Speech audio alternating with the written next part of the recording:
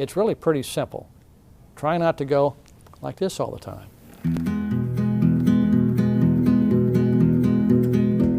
My name's Dewey Bartlett. I'm the mayor of the city of Tulsa. I've been mayor for about 3 years. The fiscal situation when I walked into office was pretty interesting. It literally was December 7th, Pearl Harbor Day. Our director of finance came in with a very concerned look on his face. And I said, "Hey, Mike, what's up?" And he said, "We got a problem. We need to save about $10 million over the next couple of months. Otherwise, we're going to be out of cash." The previous administration already had to use up most of our cash reserve. At the rate of spending we were on track with, we would have probably had to file for bankruptcy. It certainly got us focused on how to run a government better, trying to prioritize on things that a government really should do, and also make a decision on what a government really doesn't need to do. Might be nice to do it, but do we actually have the expertise to do it, first of all, and do we have the funding to do it? Many times the decisions are made just to cut everybody's budget and not to cut specific portions of the budget that really aren't necessary. But it was done with the understanding that we were not going to raise taxes.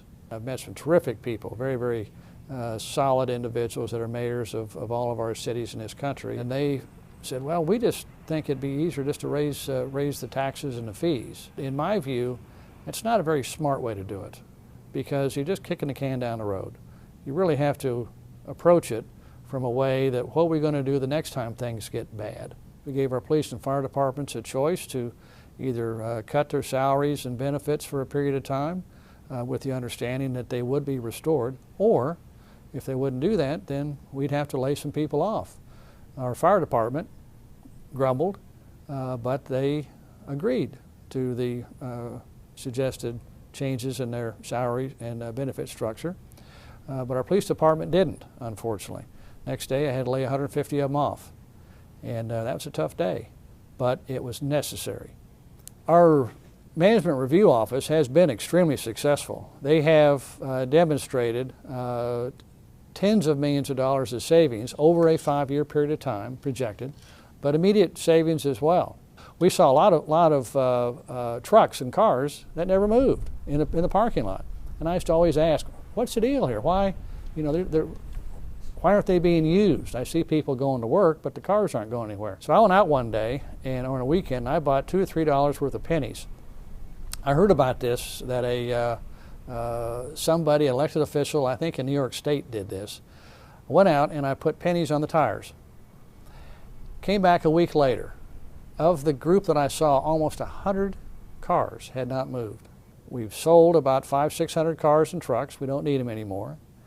We were not required to buy a whole lot of police vehicles for 1 year, so that saved us several $million right there. Plus, we've now have a much better system of evaluating who needs trucks, when, where, and why. When I became mayor, we looked at the property we owned, and that we had a list of properties that were not being used for anything, just accumulating property. So we embarked on a process to get rid of all this property. So we started selling it off. The real poster child to get rid of was our old city hall. We'd already moved out of the building, had been in this building now for a couple of years. Our old city hall was falling into disrepair. We were still spending about $500,000 to try to keep it open and available for use, because we were trying to sell it.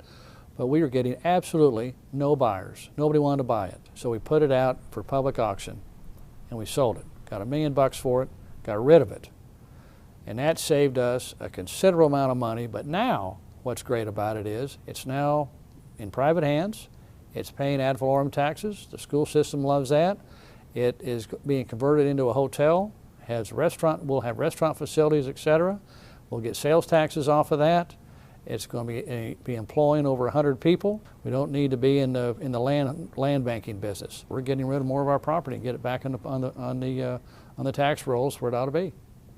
Public-private partnerships using the private sector is a terrific opportunity. Privatization scares a lot of public employees, but we said we think that you, our employees should be in a position, since you know this better than anybody else, you should be in a position to understand the bidding process better and bid your services against the private sector. So that's what we did. The building that we're in now is the one that we use as a guinea pig. About 8 different companies bid on the operations of this building. Our employees won by about $150,000. They underbid everybody, underbid the lowest bid by that amount of money. So they got the job.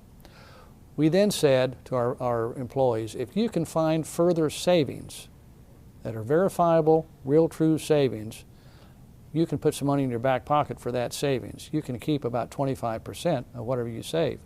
And that got them very perked up. And we wanted people to understand that Tulsa, once again, was a real bastion for private enterprise and entrepreneurship, and a great place to be. We wanted to roll out the red carpet, not the red tape. City government can't do everything for everybody. And you have to be able to say, no, there's somebody else that can do it better. We position ourselves that when the economy does take off, that the city of Tulsa is going to be at the front of the line for the business creation opportunities that this country desperately needs.